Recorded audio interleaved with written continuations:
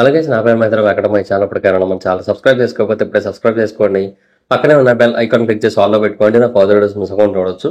చాలా మంది చూస్తారు కానీ సబ్స్క్రైబ్ చేసుకోవట్లేదు. So please try to subscribe click the bell icon also. Hi friends, మీరు ఎప్పుడైనా సరే 5,000 రూపాయల ప్రొడక్ట్ 250 రూపాయలకి రావడానికి గమనించారా? లేదు కదా. కానీ అమెజాన్, ఫ్లిప్కార్ట్ లాంటి కంపెనీస్ ఏం చేస్తూ ఉంటాయంటే కొన్ని గోల్డెన్ హవర్స్ టైంలో మెగా డీల్స్ ఇస్తూ ఉంటాయి. ఆ డీల్స్ టైంలో ఒక్కొక్క ప్రొడక్ట్ మీద 90% నుంచి 95% వరకు డిస్కౌంట్ అయితే ఉంటుంది. అయితే ఈ డీల్స్ కోసం మీరు కాన్స్టెంట్గా ఆ యాప్స్ చెక్ చేస్తూ ఉండలేరు కదా. కానీ మీకోసం నేను వాటన్నిటిని కూడా కాన్స్టెంట్గా చెక్ చేస్తూ ఉంటాను. అండ్ దాంట్లో ఎప్పుడు ఏ డీల్ పెట్టినా కూడా ఇమీడియట్గా మీకు ఆ ప్రొడక్ట్ని అయితే షేర్ చేస్తాను. మీరు ఇమీడియట్గా ప్రొడక్ట్ని పర్చేస్ చేయొచ్చు దాని నుంచే. అండ్ అంతేకాదు కొన్ని ఎక్స్ట్రాడినరీ ప్రొడక్ట్స్ ఉంటాయి, వాటిని మీరు బయట ఎక్కడ కూడా చూడరు. వాటి గురించి కూడా నేను మీకు షేర్ చేస్తాను. మీరు సింపుల్గా చేయాల్సింది ఒకటే, కింద డిస్క్రిప్షన్లో మన టెలిగ్రామ్ ఛానల్ లింక్, మన వాట్సాప్ ఛానల్ లింక్, మన ఇన్స్టా బ్రాడ్కాస్ట్ ఛానల్ లింక్ ఉంటాయి. వీటిలో మీరు ఏ యాప్ ఎక్కువగా వాడతారో ఆ యాప్కి సంబంధించిన లింక్ మీద క్లిక్ చేసి ఆ యాప్లో ఉన్న మన ఛానల్ని ఫాలో అవ్వండి. దాంట్లో రెగ్యులర్గా చాలా ప్రొడక్ట్స్ అయితే మీకు అప్డేట్ అవుతూ ఉంటాయి. అండ్ ఆ ప్రొడక్ట్స్లో మీకు ఏది నచ్చినట్టయితే దాన్ని మీరు కొనుగోలు చేయొచ్చు వెంటనే. సో డిస్క్రిప్షన్లో లింక్స్ ఉన్నాయి, వెంటనే ఫాలో అవ్వండి.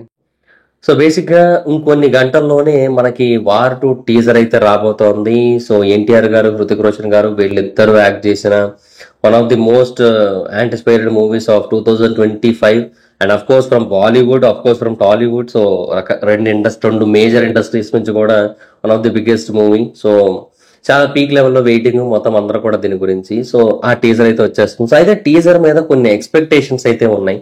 డెఫినెట్ గా కొన్ని పీక్ ఎక్స్పెక్టేషన్స్ అయితే ఉంటాయి. ఎందుకంటే సినిమా మీద కూడా చాలా అంచనాలు ఉన్నాయి కాబట్టి ఆ సినిమాకి సంబంధించి వస్తున్న మొట్టమొదటి వీడియో కంటెంట్ ఇప్పటివరకు చాలా ఇమేజెస్ లీక్ అవుతూ వచ్చాయి. ఎన్టీఆర్ గారివి కొన్ని ఇమేజెస్ లీక్ అయ్యాయి, హృతిక్ గారిది ఒక ఇమేజ్ లీక్ అయింది. సో ఇలాగ ఇమేజెస్ లీక్ అవుతూ వచ్చాయి. ఎన్టీఆర్ గారి లుక్స్ అవన్నీ కూడా అసలు చాలా అంటే చాలా ఫ్యాంటాస్టిక్ ఉన్నాయి అనమాట. సో లీక్స్ అయితేనే బీభత్సంగా హైప్ క్రియేట్ చేస్తున్నాయి.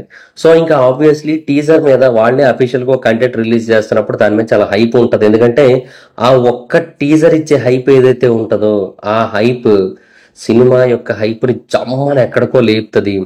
తెలుగు స్టేట్స్ లో ఆల్రెడీ ఆ మూవీకి good hype and good market అయితే ఉంది. బట్ ఆఫ్టర్ దట్ టీజర్ ఇంకా తెలుగు రాష్ట్రాల్లో హైప్ అలా ఇలా ఉండదు, అదైతే క్లియర్. బట్ అలా జరగాలి అంటే దాని మీద కొన్ని ఎక్స్పెక్టేషన్స్ ఉన్నాయి. ఆ ఎక్స్పెక్టేషన్స్ మీద మీట్ అవ్వాల్సి ఉంటుంది. సో అందుకే ఈ వీడియోలో ఈ టీజర్ మీద ఏవైతే ఎక్స్పెక్టేషన్స్ ఉన్నాయో వాటి గురించి మాట్లాడుకోబోతున్నాం. సో ఇంకెందుకు late, let's get into the video. So ఈ వార్ 2 టీజర్ మీద ఉన్న ఫస్ట్ మోస్ట్ బిగ్గెస్ట్ ఎక్స్పెక్టేషన్ మన సైడ్ నుంచి చూసుకుంటే ఎన్టీఆర్ గారి స్క్రీన్ ప్రెజెన్స్ ఎలా ఉండబోతుంది, ఎన్టీఆర్ గారు ఎలా కనబడబోతున్నారు. అంటే ఎన్టీఆర్ గారు చాలా వైలెంట్ గా ఉండబోతున్నారు అనేది మనకు ఆల్మోస్ట్ అర్థమవుతుంది. ఎందుకంటే ఐ థింక్ ఇన్ టైగర్ 3 అనుకుంటా, టైగర్ 3 ఎండింగ్ లో హృతిక్ రోషన్ గారితో ఒక చిన్న సీన్ పెట్టినప్పుడు దాంట్లో ఒక వ్యక్తి కోసం చెప్తారు. ఆ వ్యక్తి ఎన్టీఆర్ గారి కోసం, అంటే ఎన్టీఆర్ గారి కోసం చెప్తుంటారు అనమాట అక్కడ. అంటే అతను ఎంత క్రూరమైన వ్యక్తి అంటే అతన్ని ఆపడానికి వెళ్ళి నువ్వు కూడా అంతే క్రూరంగా మారిపోతావు కబీర్ అని చెప్తారు అనమాట. అంటే అసలు ఊహించుకోండి. సో అవతల పర్సన్ ఎంత ప్రమాదకరమైన వ్యక్తో, ఎంత డేంజరస్ పర్సన్ అయితేనే యువతల హీరో కూడా అలా మారాల్సిన పరిస్థితి వస్తుంది. సో అది మెయిన్ కదా, దాన్ని బాగా ఎలివేట్ చేశారు యాక్చువల్గా. సో ఆ పాయింట్ని కన్సిడర్ చేసి ఇక్కడ డెఫినెట్గా ఎన్టీఆర్ గారు చాలా అంటే చాలా వైలెంట్గా ఉండబోతున్నారని అర్థమవుతుంది. కాబట్టి సో ఆయన ప్రెజెన్స్ ఎలా ఉండబోతుంది, ఆ లుక్ ఎలా ఉండబోతుంది, ఆ వైలెంట్ అటైర్, ఆ వైలెంట్ ఎపీరెన్స్ అది ఎలా ఉండబోతుంది అనేది చూడాలని అయితే డెఫినెట్గా మన దగ్గర హ్యూజ్ ఎక్స్పెక్టేషన్ ఉంటుంది. అండ్ ఓవరాల్గా మూవీ పరంగా చూసుకుంటే మాత్రం హృతిక్ రోషన్ గారికి సంబంధించి కూడా డెఫినెట్గా హ్యూజ్ ఎక్స్పెక్టేషన్స్ అయితే ఉంటాయి టీజర్ మీద. ఎందుకు అంటే ఆబ్వియస్లీ ఇప్పుడు దాంట్లో ఆయన ఏమంటారు పాజిటివ్ రోల్ చేస్తున్నారు. నెగిటివ్ షేడ్స్లో ఉన్నది ఎన్టీఆర్ గారు కదా. సో ఆబ్వియస్లీ ఆయన బెటర్గా ఉంటేనే ఇక్కడ ఈ క్యారెక్టర్ కూడా పండుతుంది. అండ్ వీళ్ళిద్దరి మధ్య ఫేస్ ఆఫ్ సిచ్యువేషన్స్ కూడా బాగా వర్కౌట్ అవుతాయి. సో ఆయన ఎలా చూపిస్తున్నారు అనేది కూడా చాలా ఇంపార్టెంట్. బేసిక్గా వార్ సినిమాలో హృతిక్ రోషన్ గారిది ఒక ఫ్లైట్ సీన్ ఉంటుంది. అంటే ఆయన కిందకి దిగుతారనమాట ఫ్లైట్లోంచి.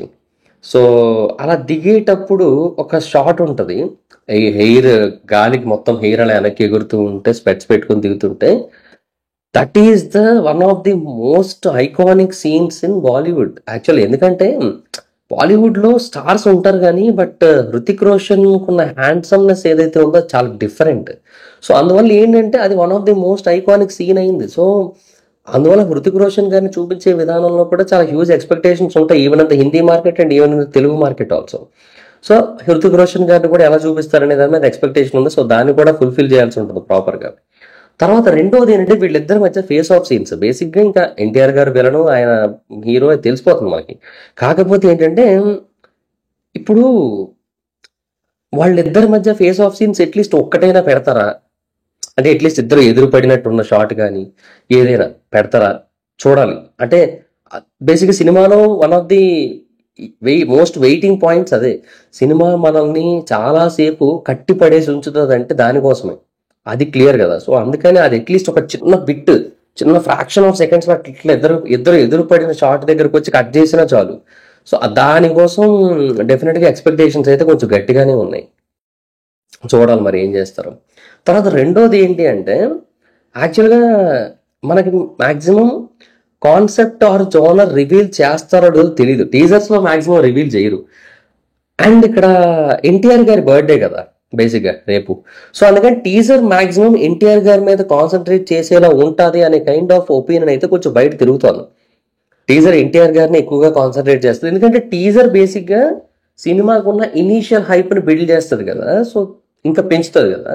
తర్వాత ట్రైలర్స్ అనేవి అది నెక్స్ట్ లెవెల్, అది వేరే విషయం. బట్ టీజర్ అనేది డెఫినెట్గా బాగా బిల్డ్ చేస్తుంది. సో వీళ్ళు ఏంటంటే ఎన్టీఆర్ గారి క్యారెక్టర్ చుట్టూ కూడా హైప్ని బాగా బిల్డ్ చేయాలనుకుంటారు, ఈవెన్ హిందీ మార్కెట్లో కూడా. ఎందుకంటే ఆ క్యారెక్టర్ అంత పవర్ఫుల్గా, అంత వైలెంట్గా ఉంటుంది కాబట్టి ఆ క్యారెక్టర్కి ఎదురెళ్ళడంలో హీరో క్యారెక్టర్ కూడా ఇంకా బాగా పాజిటివిటీ వస్తుంది కదా సినిమాలో. నేను అంటే బయట కాదు, సినిమాలో. సో అప్పుడు ఆటోమేటిక్గా మూవీ బాగా ప్లస్ అవుతుంది, మూవీ హిట్ అయిపోద్ది.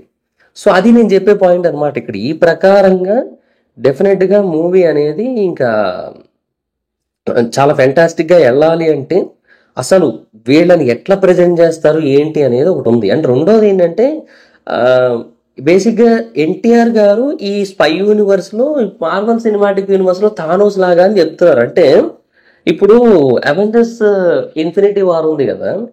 సో దాంట్లో మీరు చూసుకున్నట్టయితే థార్ హ్యామర్ ఇసిరితే అది వస్తుంది, చెస్ట్ గుచ్చుకుంటుంది థానోస్కి, and you could have gone for head అంటాడు, చిటికేస్తాడు, మొత్తం అంతా అయిపోద్ది. ఓకే, సో అక్కడ ఏమవుతుందంటే